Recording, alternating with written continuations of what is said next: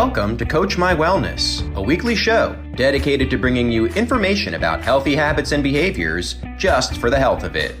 Here's your hosts, Joanne and Tammy.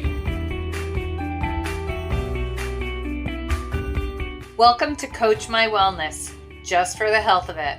I'm Joanne Orshand. And I'm Tammy St. Clair, and thanks for joining us today. Today we're going to talk about what your health style is.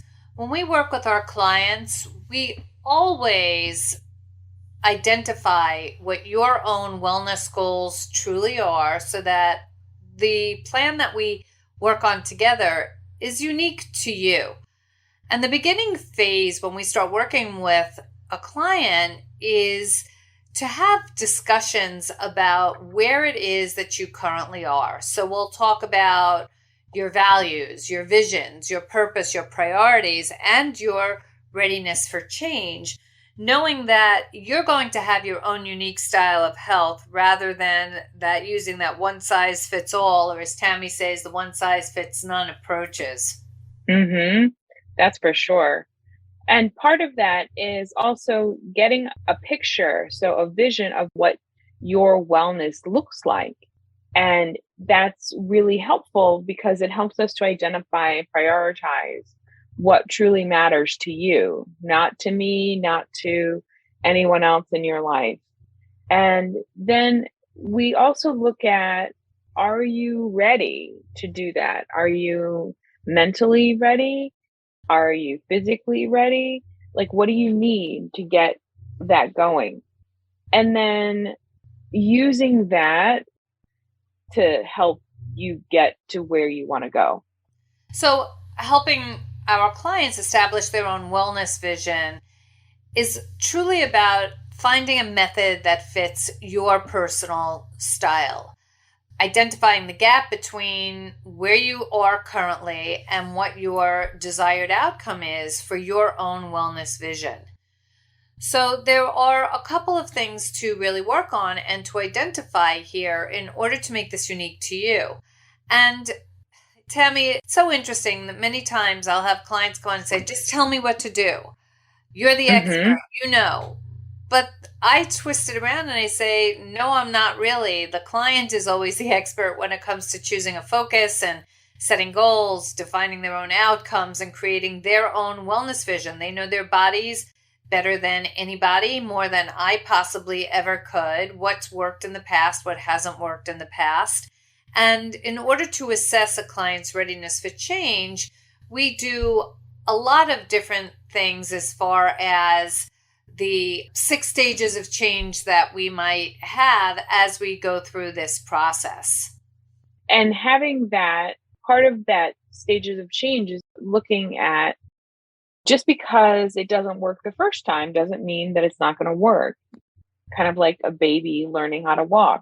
You fall down and you get back up, and you fall down and you get back up. And then we encourage you and work with you to take an honest assessment of what your current state of health and well-being is, and explore what your idea for optimal health and well-being is. And then we think about what's your learning style, and we think about any obstacles that are in your way. So if we think about this as running a marathon, we want to make sure that there are no big obstacles in the road. And exploring your priority areas of focus, looking at what your long-term goals are, and then how do we get there? Right. So what you're describing is pretty much the beginning phase of when we work with somebody to help to identify what their own health style might be. And as we go through the process of getting to really know our clients, or getting to know you in a very detailed way, we move a little bit further along. And what I know clients come to me a lot for is I love the word accountable, holding them accountable. And this way we can really track what it is that they are doing on a week-to-week basis, what's working, what isn't working, and discovering and reflecting on what it is that you have accomplished throughout the week based on what your goals were that you had set for yourself. And then, of course, helping the clients to modify the area of focus and an action plan as needed, which is always fluid and in motion and changing. So we may talk about assessing their current state at the beginning of a coaching session. And we can check in on some of the commitments and action steps that you had made for yourself in prior sessions. And of course, celebrate your successes. So many clients focus on the things that didn't go right. I love to start with focusing on what did go right so that you can see the improvement. And that helps keep you motivated and excited and wanting to continue this journey. Right. And keeping the focus for the current session. A lot of times in a session, people will talk about, oh, this happened and that happened. It's like, okay, well, those are in the past. Now we're here and we're moving forward. And also keeping your SMART goals in mind and maintaining them for you so that you can keep them and adjust them if we need to. And figure out at the end of a session, okay, what did I learn today? Or what was my aha moment? Or what rang a bell for me? I think it's really all about having the tools in your back pocket. Somebody who's a vegan might not want to focus on different kinds of protein that are meat-based, right? So we have to adapt to what's necessary for them. And every week, Tammy, seems like there's a new diet out there. There's a new diet book. There's a new dietary theory out there. And it's a matter of figuring out what might resonate with you, because some people are carb sensitive. Some people are not so much. I find that a lot of my clients have a definitive reaction to sugar. And the biggest one of the things, out there is that it might not be that you're overweight because you're eating too much. It truly could be that maybe you're not eating enough or making the best choices when you are choosing what it is that you want to eat. So we help our clients to get back on track. We talk about reminding of what the goals are, redefining goals and commitments if necessary, and focusing on the task at hand of something that has been challenging for them throughout the prior week. And then, of course, work on continuing to build on action steps to move the process forward. And taking that and adjusting the plan as needed. Something may happen. Somebody may break their leg, and all of a sudden the running or the biking or the walking that they were doing, they can't do that. How do we adjust their plan with them on what they can do? Right. Or even trying new things. That's a big thing. That do you realize most people have a library of 50 foods in their food bank of what they will try to eat? And there's a great resistance of trying something that maybe you haven't tried before. And those of us that have kids know that the statistic, I believe, is 27 different tries of the same food before a taste bud might wake up to say, this tastes good over here. That stubborn little child inside of us that is so stuck in our ways. My brother-in-law, it's really hysterical. Whenever we go out to dinner, he could live on ham and cheese sandwiches and no other food. Like a vegetable would mean nothing to him in his life. And I'm like, oh my gosh, like, how do you get the nutrients that you need in order to function optimally? And of course, he doesn't understand why he gets so tired throughout the day. Or, I mean, I have that story. When I was so obese and overweight, I could live on macaroni and cheese. Like, that's what I wanted to eat. And then couldn't figure out why I would be asleep in an hour. And I think people don't observe. They're not observant of what happens to them. They just eat and then go sit down and go to sleep. There's not a cognizant recognition of what happens after I eat. We're just figuring out how to eat. I remember, and I talk about this all the time, that I am a self-proclaimed popcorn addict. It's insane. I used to live in Manhattan, and as I would walk home from my office way back when, there was a movie theater on 34th Street, and there were days that I went into the movie theater just to buy the popcorn. It's truly nuts. And so what I would do was I would not eat the entire day. I would wait till we would go to the movies at night, and of course get that big bucket of garbage with the butter on it and all of that. And then I didn't understand why I felt like so disgusting the rest of the night. And what I do now, the difference here, we talk about the mindset and the switch. So if I decide that we're going to go to a movie and we are going to have popcorn for the night, I just eat my regular day of what I know is what's giving my body the best nutrition it possibly can.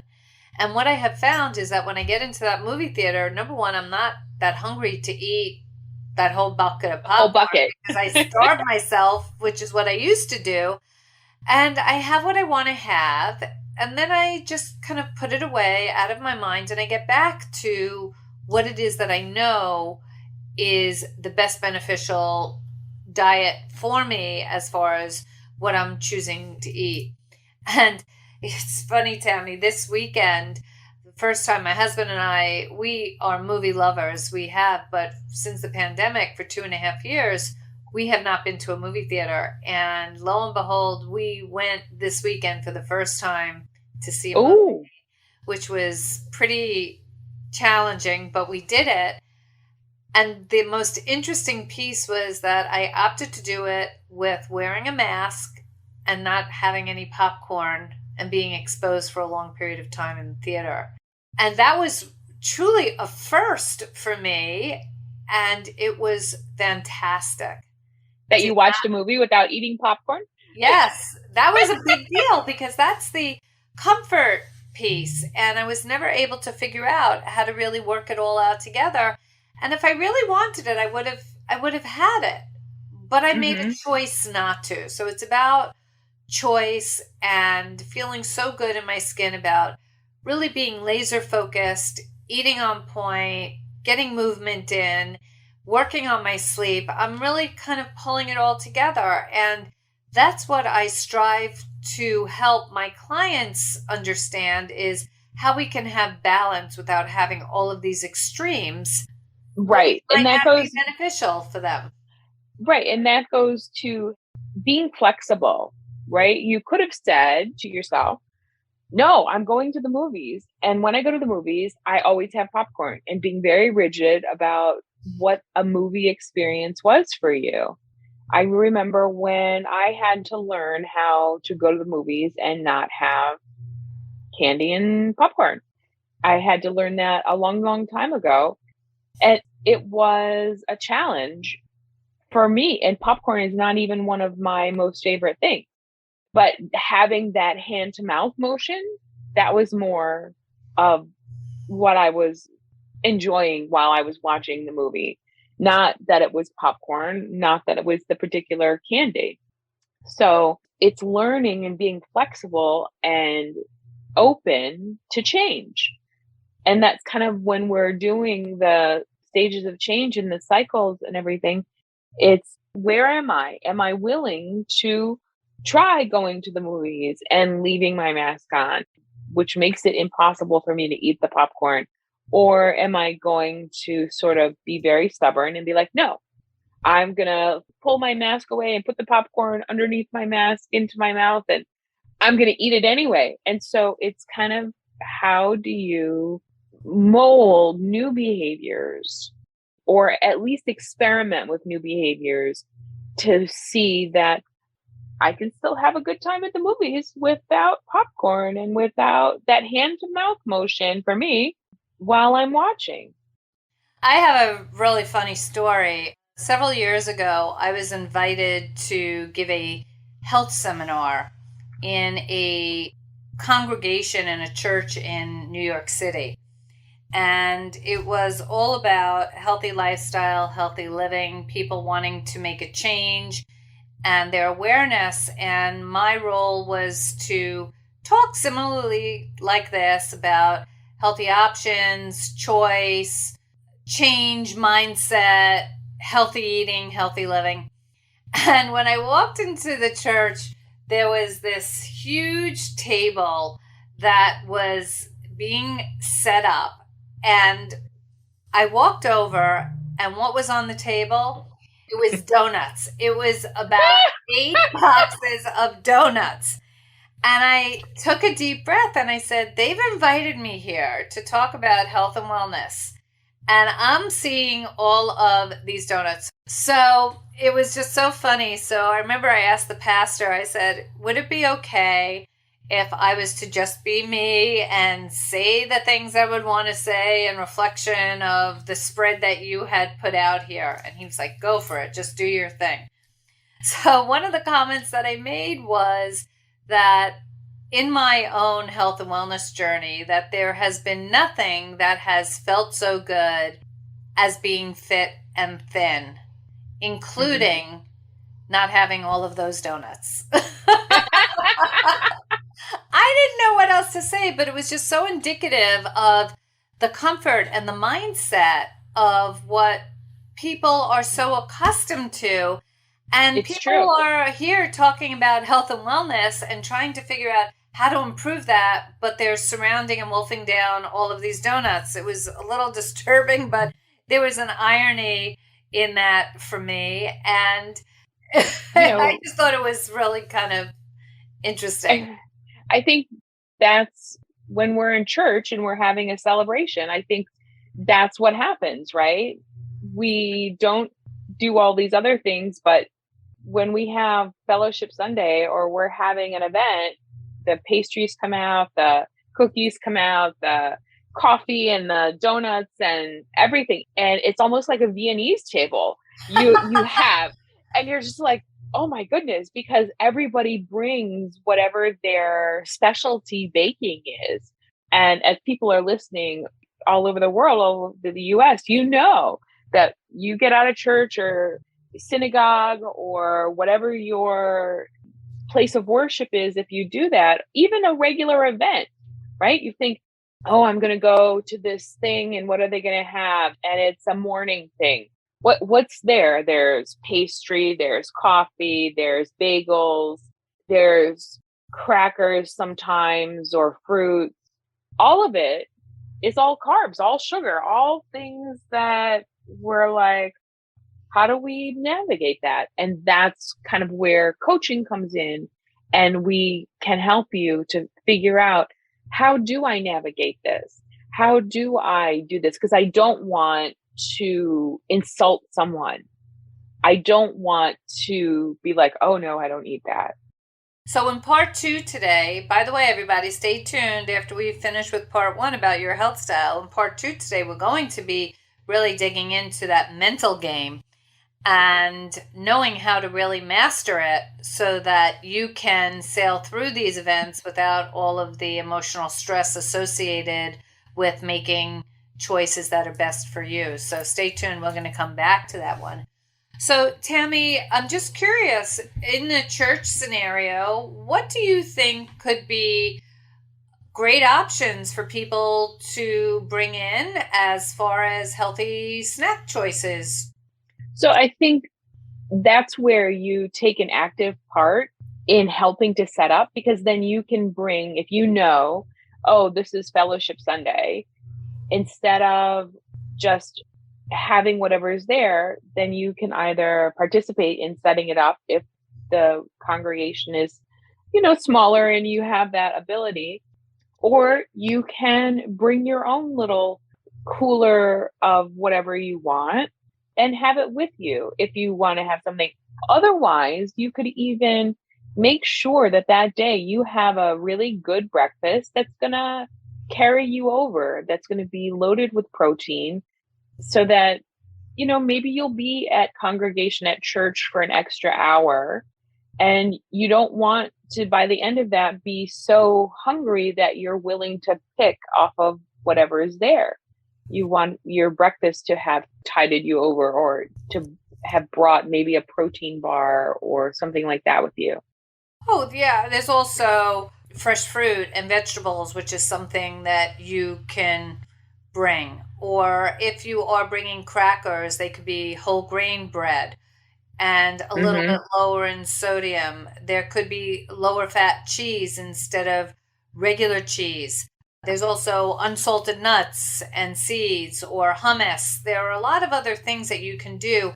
And I don't know about you, but when I entertain and I have healthy choices available outside of all of the other delicacies that might be there, people really go after that. No different than I remember when my kids were small. Boy, I wish I knew then what I know now. But in that cabinet that we had that had all of those, kids' snacks in there, I years ago stopped all of that. And on the countertop of my kitchen, I always have this huge bowl of fresh fruit. It's cost me a bunch of money because the fruit just kind of comes and goes. It's very interesting. When healthy choices are made available, people tend to gravitate towards that. There could be, for example, a really great snack might be some red bell peppers with even guacamole, or Mm-hmm. having mixed berries and having a Greek yogurt available so people could have berries and yogurt instead of Mm-hmm. something else. Or how about even apple slices with some peanut butter? Right. I think you'd be surprised. Celery sticks with maybe some cream cheese instead of the bagels being there. People will eat that. And I think that when you're making better choices, you're feeling better about yourself. You're not as hungry because your body is getting the nutrients. It's not as though you're having one sugary thing, which then says, give me more sugar, give me more. Or Right. if you have to have sugar and you're going to have chocolate there, how about making sure you get a dark chocolate, which will be better for you as far as the amount of sugar that gets into your body, and have some nuts available. So dark It chocolate also, and almonds, right? right. And dark chocolate also has a lot of antioxidants in it that your body needs. So if you're going to have chocolate, have dark chocolate. That's absolutely right. I love also roasted seaweed. They're salty, they're crispy, they are really yummy. And that's a really great snack option that people can have, you can have out in a bowl. So just think about some choices when you're thinking about snack foods. That all just is part of that mindset on healthy style and healthy living. So when people come to my home, they know that yes, they may have some of my kids' favorite dishes that have been throughout the years, but there's also plenty of healthy options so that nobody is really ever stuck. And that's part of the being flexible and being able to not tie events with only having specific foods.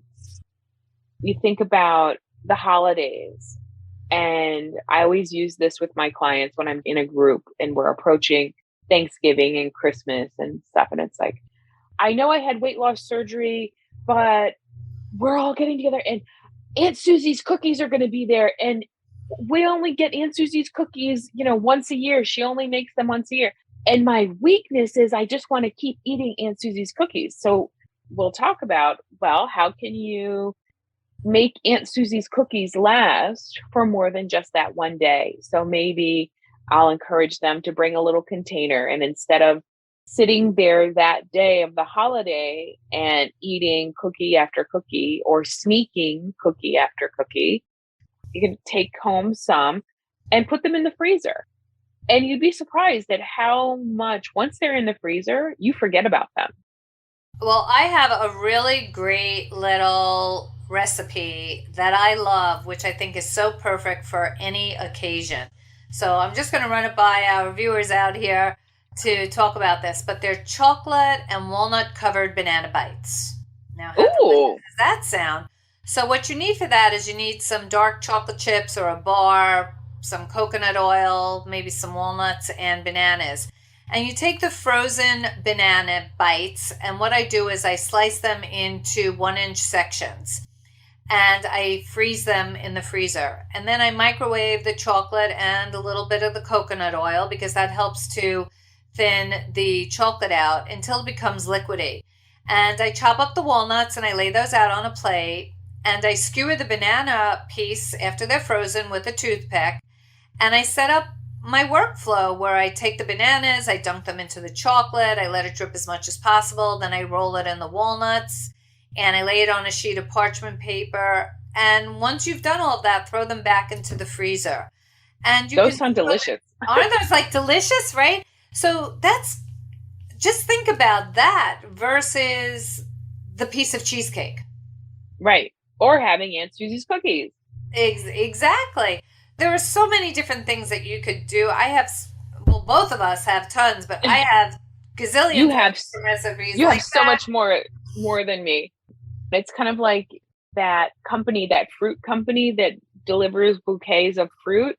Like if they can deliver bouquets of fruit and some of it is chocolate covered bananas, then we can make those at home and have the same treat and have it more frequently or in an amount that's better.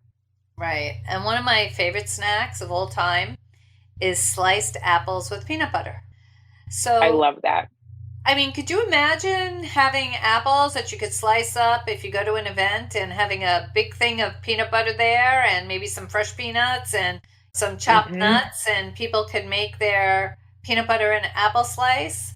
Right. Or almond butter. That than a piece of carrot cake any day of the week. They're really, really good. And that's such a great way to just think about things a little bit differently in what we can do.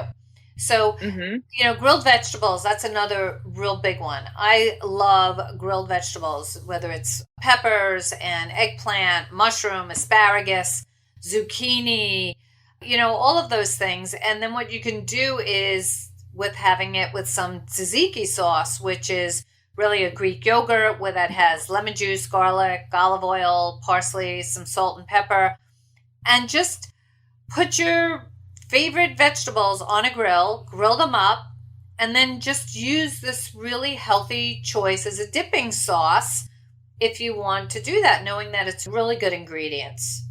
Yeah, and I think just to kind of come back to how all of this ties in with coaching, it's learning that we can always get back on track no matter what we think we've done.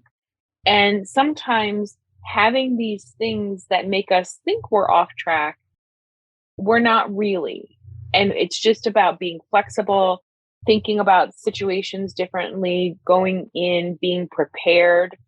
I don't know about you, but when I walk into some place and I was not expecting to be confronted with the pastry spread that's there, I feel a little off balance, and I feel a little like, oh my God, what am I going to do? Especially if I'm already hungry. And if I had just known, I would have thrown an extra protein bar or bag of nuts or something into my bag so that while everyone else is having whatever they're having, I can have what's good for me. And I think coming into those situations and just being prepared, when you're going out to nail on the head, though. You said what's good for me, meaning that what's good for you, what's perfect for you might be poison for me, and vice versa.